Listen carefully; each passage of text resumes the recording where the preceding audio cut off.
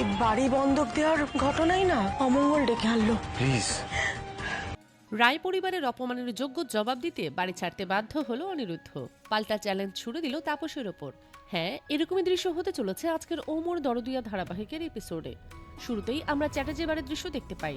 সেখানে তাপস আসার পরেই বাণীকে অপমান করতে থাকে বাড়ি বন্ধক দেওয়ার কারণে। সেখানে সবকিছুতেই সকলে মিলে বাণীকে দোষারোপ করতে থাকে, এমনকি বাণীকে অপয়া বলেও সম্বোধন করে। তখন অনিরুদ্ধ প্রতিবাদ জানায় এবং তাপসকে বলে বাড়ি বন্ধক দেওয়ার সিদ্ধান্ত বাণীর ছিল না, সেটা মায়ের সিদ্ধান্ত ছিল। বারবার তোমরা বাণীকে এইভাবে অপমান করতে পারো না। পরবর্তীতে সাথী তাপসকে বলে এই বাড়ির অংশ তার নামে রয়েছে, তাই সে সেটা বিক্রি করবে নাকি বন্ধক দেবে এটা তার ব্যাপার, আইনিভাবে কেউ বাধা দিতে পারে না। তখন পিনাকি বলে এই বাড়ির জমিটা যখন কেনা হয়েছিল তখন রায়ান চ্যাটার্জি নামে কেনা হয়েছিল, তুমি একা এই বাড়িতে কিছুই বন্ধক দিতে পারবে না। এর মধ্যেই তাপস বলে এই বাড়িটা তার টাকাতেই তৈরি হয়েছে, তাই সে কিছুতেই এই বাড়ি বন্ধক দিতে দেবে না।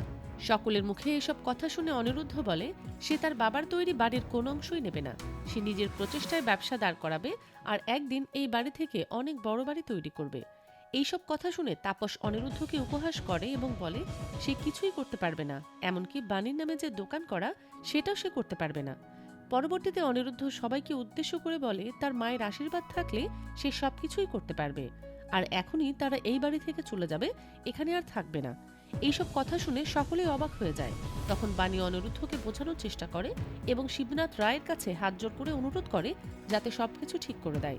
পরবর্তীতে শিবনাথ রায় বাণীকে বলে সে যদি সকলের কাছে মাথা নত করে হাত জোড় করে ক্ষমা চায় তাহলেই সবকিছু সে আগের মতো করে দেবে, আর অনিরুদ্ধকে অফিসে সবার কথা মতো চলতে হবে। এইসব কথা শুনে বাণী দুই পরিবারের সম্পর্ক ঠিক করার জন্য রাজি হয়ে যায়। তখন অনিরুদ্ধ তাকে বাধা দেয় এবং বলে তুমি মাথা নিচু করে ওদের কথা মেনে নেবে নাকি আমার কাঁধে কাঁধ মিলিয়ে লড়াই করবে। তখন বাণী বলে সে অনিরুদ্ধর কথার উপরে কোনো কথা বলতে পারবে না, সে যা চাইবে তাই হবে। পরবর্তীতে পিনাকি সাথী এবং অনিরুদ্ধকে বোঝানোর চেষ্টা করে যাতে তারা এই বাড়ি থেকে না যায়, কিন্তু সাথী বলে যে বাড়িতে বাড়ির পুত্রবধূদের কোনো সম্মান নেই সে বাড়িতে তারা থাকবে না। এরপর সাথী এবং বাণী নিজের সমস্ত গয়না খুলে রেখে দেয় এবং অনিরুদ্ধ তার ব্যাংকের কাগজ সহ হাতের ঘড়ি ও ওয়ালেট দেয়। এরপর তারা সকলে মিলেই সেখান থেকে চলে যায় জিনিসপত্র গুছিয়ে নেয়ার জন্য। পরের সিনে আমরা থানার দৃশ্য দেখতে পাই। সেখানে কুয়াশা এবং বিদ্যুৎ মৌলির কথা মতো পুলিশের কাছে অভিযোগ করতে গিয়েছিল বাণীর বিরুদ্ধে তানিয়াকে ফিরিয়ে আনার জন্য। পুলিশ প্রথমে অভিযোগ নিতে রাজি না হলেও হাতে পায়ে ধরে পুলিশকে রাজি করায়। এরপর সেখানে লরেন্স এবং তার দলবল চলে আসে এবং বিদ্যুৎ ও কুয়াশা তাদেরকে দেখে সেখান থেকে পালানোর চেষ্টা করলে লরেন্স এবং তার লোকেরা ধরে ফেলে এবং তারা বুঝে যায় এটা মৌলির লোক। তখন লরেন্স তার লোকদেরকে বলে বিদ্যুৎ এবং কুয়াশার ঠিকানা ও মোবাইল নাম্বার লিখে রাখতে। পরের সিনে আমরা তানিয়াকে দেখতে পাই, সে ড্রয়িং করছিল। তখন সেখানে অনিরুদ্ধ চলে আসে এবং বলে সবকিছু গুছিয়ে নিতে, তারা এখান থেকে চলে যাবে। এই কথা শুনে তানিয়া জিজ্ঞেস করে তারা কোথায় যাবে। তখন অনিরুদ্ধ মনে মনে বলে সে নিজেও জানে না তারা কোথায় যাবে। এরপর অনিরুদ্ধ তানিয়াকে বলে তারা অ্যাডভেঞ্চারে বের হচ্ছে। পরবর্তীতে সেখানে বাণী চলে আসে এবং তাদের সমস্ত জিনিসপত্র নিতে থাকে। এরপর তারা ঘর থেকে বের হয়ে যাবে, ঠিক তখনই অনিরুদ্ধর কিছু একটা মনে পড়ে থেমে যায় এবং বাণীকে বলে তানিয়াকে নিয়ে বাইরে যেতে।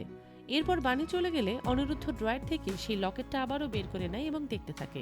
শেষ দিনে আমরা চ্যাটার্জি বাড়ির ড্রয়িং রুমের দৃশ্য দেখতে পাই। সেখানে মৌলি বাণীকে অপমান করছিল এবং সবকিছুর জন্য তাকে দায়ী করছিল। তখন সাথী প্রতিবাদ জানায় এবং বলে বাড়ি বন্ধক দেওয়ার সিদ্ধান্ত আমার ছিল, বাণীর নয়। এটা কতবার তোমাকে বললে তুমি বুঝতে পারবে। আজকের পর্ব এটুকুই, দেখা হচ্ছে আগামী পর্বে।